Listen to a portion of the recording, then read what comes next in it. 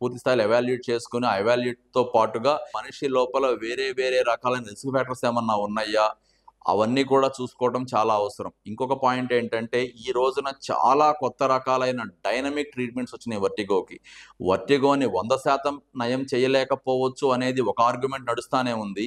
లేదు కొంతమందిలో 100% తగ్గుతుందనే ఒక ఆర్గ్యుమెంట్ కూడా నడుస్తానే ఉంది. అలాంటప్పుడు అలాంటి ఒక లేటెస్ట్ ట్రీట్మెంట్‌లు మనం ఉపయోగించుకోకుండా ఉండటం అనేది కూడా మనకి నష్టాన్నే చేస్తుంది. సో, మీలో ఎవరన్నా సరే వర్టిగోతో గానీ, కళ్ళు తిరగడంతో తల తిరగడంతో గానీ, లేదా దాంతో పాటు షుగర్, బీపీతో గనక కలిసి బాధపడతా ఉన్నట్లయితే మీరు మరింత జాగ్రత్తగా ఉండాలి. దానికి కారణం ఏంటంటే, రోగ నిరోధక శక్తి తక్కువగా ఉండటం అనేది షుగర్, బీపీతో బాధపడే వాళ్ళకు ఉండే సహజ లక్షణం. అలాంటి వాళ్ళకి గనక ఇలాంటి వర్టిగో లాంటి సమస్యలు ఎదురైనప్పుడు వాళ్ళ యొక్క ఆరోగ్యం మరింతగా తగ్గిపోతుంది. మానసిక ఆరోగ్యంతో పాటుగా శారీరక ఆరోగ్యం కూడా మరింతగా వీక్ అయిపోతుంది. ఒక రకంగా వాళ్ళ ఇళ్లలోంచి బయటికి వెళ్ళడానికి కూడా భయపడే పరిస్థితిలాగా ఉంటుంది. సో, మీలో ఎవరన్నా డైరెక్ట్‌గా వర్టిగోతో బాధపడుతున్నా, వర్టిగోతో పాటు కలిసి బీపీ, షుగర్ లాంటి, థైరాయిడ్ లాంటి వాటితో బాధపడుతున్నా, ఇంకేదన్నా వేరే గుండెకి సంబంధించి, పక్షవాతానికి సంబంధించి, కిడ్నీకి సంబంధించి లేదా కొన్ని రకాలైన క్యాన్సర్‌కి సంబంధించిన జబ్బులతో బాధపడుతున్నప్పటికీ కూడా దీనికి కలిపి కూడా కొంత వైద్యం చేయొచ్చు. మనిషిని మరింత